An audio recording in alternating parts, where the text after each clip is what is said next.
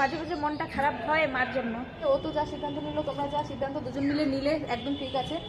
ওখানকার টেস্ট তো মনে হয় পুরোই আলাদা, আসামের টেস্ট পুরোই আলাদা। আসামের মেয়ে তো আসামের টানটা আসবে, কিন্তু তোমার মনোশক্তি বাহুবল রাখি দিবা, কারো কথা নুশুনিবা, মাইন্ডত নলবা।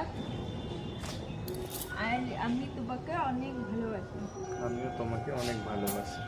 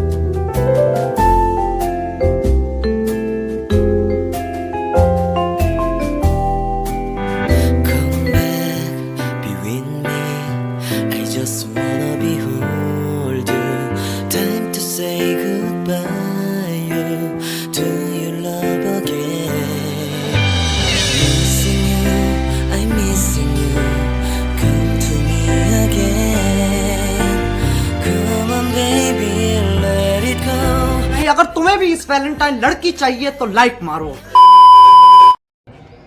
Hey guys, welcome back to my YouTube channel SKS lifestyle. তোমাদের সবাইকে ওয়েলকাম, আশা করি তোমরা সবাই ভালো আছো।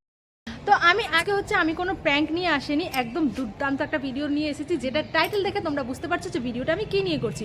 তো চলো, এই যে দেখছো দুইজনকে, তো এ হচ্ছে আমার ভাগ্নে আর এটা হচ্ছে আমার ভাগ্নে বউ।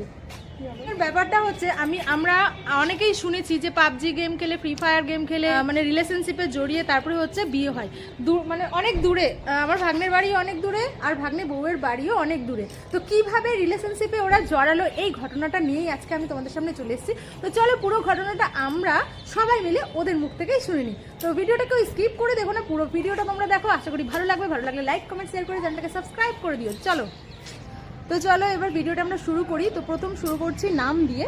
তো তোর নাম কি বলে দে। আমার নাম শুভদীপ।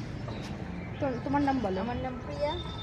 তো আমরা সবাই জানতে চাই যে তোমাদের রিলেশনশিপ কিভাবে হলো, মানে কবে থেকে শুরু হলো, এত দূর। তোর বাড়িটা বলে দে, তোর বাড়ি কোথায়? আমার বাড়ি মালদা। আমার বাড়ি আসাম, গুয়াহাটি। আচ্ছা, আমার কোশ্চেন্স, আমার মতো হয়তো অডিয়েন্সেরও কোশ্চেন্স আছে যে কিভাবে তোমাদের দুজনের গেম সম্পর্কিতভাবে রিলেশনশিপটা হলো, মানে কিভাবে রিলেশনশিপে তোমরা জড়ালে সেটা আমাকে বলো। আমরা গেমে জড়াবার কারণ হচ্ছে মেন লকডাউন যখন পড়ে তখন আমি একটা গেম ফ্রি ফায়ার নামে গেমটা মোবাইলে ইনস্টল করি, ওটা খেলা চালু করি। ধীরে ধীরে গেম খেলতে খেলতে অনেকগুলো ফ্রেন্ডশিপ হয়। তার মধ্যে আমার একটা ফ্রেন্ড ছিল, ফ্রেন্ডের নাম অজয়। তো অজয়ের সাথে এর ফ্রেন্ডশিপ ছিল, এও গেম খেলতো ওই টাইমে। তখন ওর সাথে ফ্রেন্ডশিপ, তখন ওর থেকে আবার আমার সাথে ফ্রেন্ডশিপের সাথে দুজন মিলে কথা বলতে বলতে ধীরে ধীরে চেনা পরিচয় হলো। আস্তে আস্তে নাম্বার এক্সচেঞ্জ হলো, ফেসবুক এক্সচেঞ্জ হলো। মানে তুই যখন ফ্রি ফায়ার খেলতিস তাহলে তুমিও সেই সময় ফ্রি ফায়ারে একদম ইয়ে ছিলে। মানে আমি কিন্তু ফ্রি ফায়ার সবসময় ছেলেদের খেলতে দেখি, জানি না হয়তো মেয়েরাও খেলে, কিন্তু আজকে নিজের চোখে দেখছি যে আমার বৌমা ফ্রি ফায়ার খেলতো। যাই হোক, এখনো খেলে। হ্যাঁ, তারপর ধীরে ধীরে আমাদের কথাবার্তা চালু হলো আমাদের ফোনে নাম্বার নিয়ে। এবার ফোনে ধীরে ধীরে কথা বলতে বলতে আমাদের প্রথমে বন্ধুত্ব হয়। বন্ধুত্বর মধ্যে ফার্স্ট প্রপোজাল ইনার দিক থেকে এসেছিল প্রিয়া। মানে আমাদের প্রিয়া বৌমাই প্রথম প্রপোজাল দিয়েছিল শুভদীপকে গেম খেলতে খেলতে। আমি প্রায় মোটামুটি কিছুদিন, এক সপ্তাহের মতো ভাবলাম যে কথা বলি। আমি বলতাম যে না, এখন রিলেশনে আমি জড়াবো না। আমার আগে মানে পাস্টে আরও আবিজাবি অনেক কিছু হয়েছিল যেগুলো আমি মানে শেয়ার করতে চাইছিলাম না, কিন্তু ও ইন্টারেস্টেড ছিল আমার লাইফে। তো তাই কারণে ওর সাথে ধীরে ধীরে কথা বলতে, ও জানতে ইচ্ছুক যে আমি মানে কি হয়েছে আমার লাইফে আগে না হয়েছে। তো এগুলো ওর সাথে শেয়ার করতে করতে তখন হঠাৎ করে আমাকে একদিন মানে প্রশ্ন করে যে তুমি কি আমাকে প্রেম করতে চাও, বাংলা কথায়। তো আমি তখন বললাম যে ও যে আসাম থেকে, তো ও আসাম থেকে হয়েও আমাদের বাঙালি ভাষাটা ও আগে থেকেই জানতো। হ্যাঁ, বাঙালি ভাষা আগে থেকেই জানতো, ও আসাম থেকে। ওই জন্য তোর সাথে বাংলাতেই বাংলাতেই কথা হতো ফোনে। তো যেই দিন আমি মানে ওর প্রপোজাল যেদিন আমি অ্যাকসেপ্ট করি সেই দিন আমার প্রায় মোটামুটি মানে গেপে ঠিক আছে মোটামুটি 14 থেকে 15 ঘন্টার মধ্যে ফোনে শুধু কথা একদিন আচ্ছা আচ্ছা সকাল 9টা 14 থেকে থেকে 15 ঘন্টা?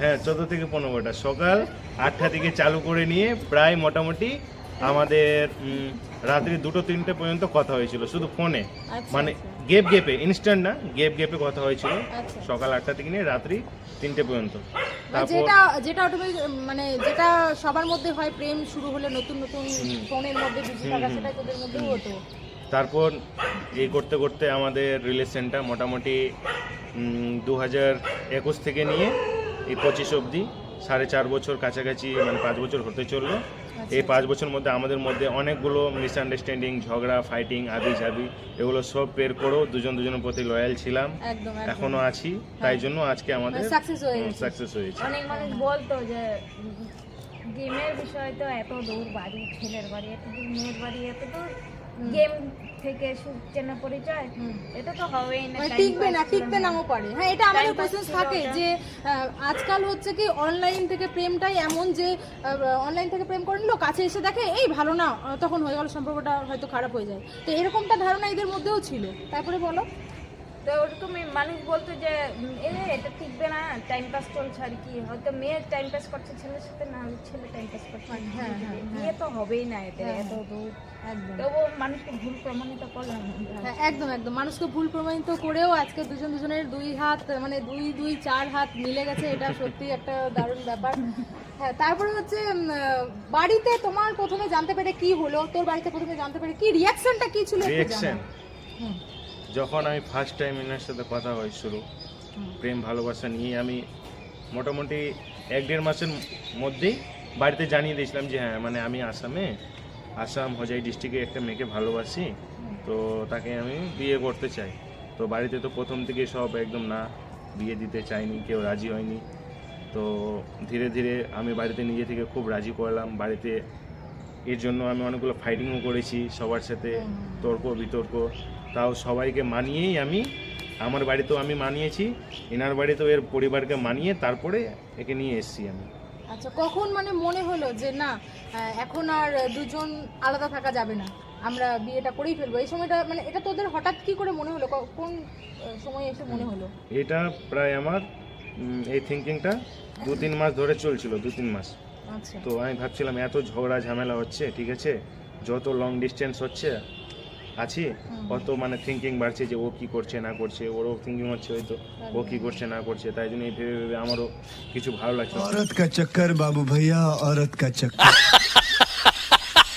ভেবে ভেবে আমারও কিছু ভালো লাগছিল না তাই আমি ভাবছিলাম যাই হোক আমাকে বিয়ে করতে হবে বিয়ে না করলে এই ঝগড়া ঝামেলা মিটবে না একদম মানে অনেক মানে লং ডিস্টেন্স যে যায় ভালোবাসে তারা জানেই যে ভালোবাসে প্রত্যেকটা ভালোবাসাতে মারামারি ঝগড়া এটা ওটা থাকেই ওটা হবেই তাই জন্য আমি এটা ভাবলাম যে না আমি আর এগুলো পারছি না ঠিক আছে আর এগুলো এত চাপ নিতে পারছি না এত টেনশন নিতে পারছি না যে এই তুমি কি করছো না করছো আমার সাথে কথা কেন বলছো না এই কারণে আমি ভাবলাম যে না বিয়েটা এবার করা উচিত তাই জন্য ওকে আমি বিয়ের জন্য বলি ও প্রথমে তো বলছে না আমি এখন করতে চাই না আমি আরও টাইম লাগবে আমি বলছি তোমার টাইম আমি কিছু বুঝি না আমি বিয়ে করতে চাই তুমি করবে কি না এই বলে দুজন মিলে কথাবার্তা বলে তারপর বিয়েটা করলো আচ্ছা নেক্সট আমার কোশ্চেন্স হচ্ছে যে তুমি সব ছেড়ে চলে এলে ও তো যা সিদ্ধান্ত নিল তোমরা যা সিদ্ধান্ত দুজন মিলে নিলে একদম ঠিক আছে তো আমাদের এই মালদা ডিস্ট্রিক্টে এসে তোমার কেমন ফিল লাগছে মানে নিজের দেশ আসাম সেই আসাম ছেড়ে এসে কেমন লাগছে শ্বশুরবাড়ির সবাই কেমন আমার ভাগলে তোমার সাথে কীরকম ব্যবহার করে তুমি একটু শেয়ার করো প্লিজ যেহেতু আমি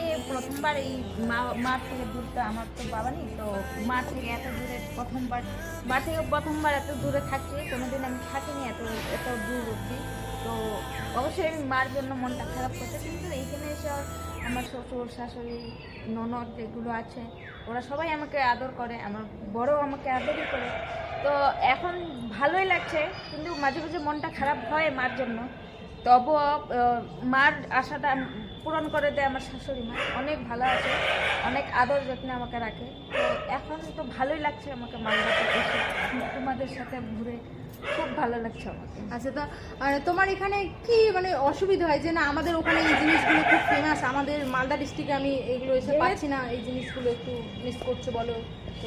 যেহেতু দুই জায়গারই আলাদা আলাদা, তা আমরা না, ওখানকার টেস্ট তো মনে হয় পুরোই আলাদা, হ্যাঁ, আসামের হ্যাঁ, টেস্ট পুরোই আলাদা না, সব কিছুতেই আসামের আলাদা। অনেক অনেক কিছুই আলাদা, মানে কালচার অনেক কিছুই আলাদা আলাদা। তো সেটা একটু মানিয়ে নিতে প্রবলেম হচ্ছে, কিন্তু কোনো ব্যাপার না, আস্তে আস্তে ট্রাই করছি আমি মানিয়ে নেওয়ার। আমাদের এখানে কালচারগুলো, চলাফেরা, খাওয়া দাওয়া টোটালি আলাদা, এখানে চলাফেরা টোটালি আলাদা। তো একটু তো প্রবলেম হবে, নতুন নতুন, সেটাই হচ্ছে। আচ্ছা, ওখানে যে তোমাদের যে আসামের ভাষাটা আছে, তো তুমি যে এখন কথাটা বলছো, তোমার কিন্তু একটু আসামের একটু টান আছে না? একটু টান টেনে কিন্তু আসাম টেনে কথাটা আসামের বলছে। মেয়ে তো আসামের টানটা আসবে। তবুও যে এত সুন্দর করে বাংলা আমরা বুঝতে পারছি, এত সুন্দর করে বলছে, এটা খুব ভালো লাগছে। আমরা তো আসামি ভাষা একদমই পারি না। হচ্ছে আমি তোমার কাছে একটা জিনিস শুনতে চাই, মানে আমি না, আমার পুরো অডিয়েন্স তোমার কাছে শুনতে চাই, তোমার ভাষাতে, তোমার আসামের ভাষায় তুমি তোমার ভালোবাসা নিয়ে তোমার আসামের ভাষায় একটু কিছু শুনিয়ে দাও। মই এইটোৱে ক'ব বিচাৰিছোঁ যে যোনে যিয়ে কওক, কিন্তু তোমাৰ মনৰ শক্তি বাহুবল ৰাখি দিবা, কাৰো কথা নুশুনিবা, মাইণ্ডত নল'বা, এদিন না এদিন সাকসেস হবাই আপোনালোকে, ঠিক আছে? ওয়াও, কিন্তু কি বললো আমি কিছু বুঝতে পারলাম না। সাকসেস হওয়াই মানে মানে আমি এতটুকুই বলেছি যে যে যাই বলুক কারো কথা পাত্তা দিবা না, তো তোমার মনে সাহসতা রেখে দিবা, তোমার মনে স্থিরতা রেখে দিবা, তো একদিন সাকসেস হবেই। একদম একদম দারুণ একটা কথা বলেছে, জাস্ট দারুণ দারুণ। আমার তো কথাটা শুনে সত্যি, মানে ও নিজের মন থেকে এত সুন্দর একটা কথা বলেছে, আমার সত্যি খুব ভালো লাগলো। তো তুই আমাদের ভাষায় একটা সুন্দর করে ওকে, মানে আমাদের সবার সামনে একটু প্রপোজ কর, কিভাবে প্রপোজটা ও করেছিল সেটা একবার ও করবে, আর একবার তুইও করে দিবি। একবার প্রপোজ করে দে প্লিজ, প্রপোজ কর প্লিজ। I love you.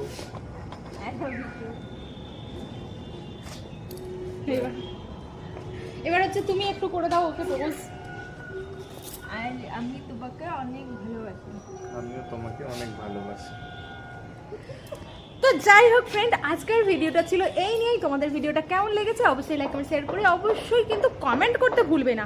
আর হচ্ছে ও কত সুন্দর করে কথা বললো, আমি তোমাকে ভালোবাসি। আমার তো খুব ভালো লেগেছে। তো চলো, ভিডিওটা ভালো লাগলে লাইক করে শেয়ার করে চ্যানেলটাকে সাবস্ক্রাইব করে দিও। টাটা।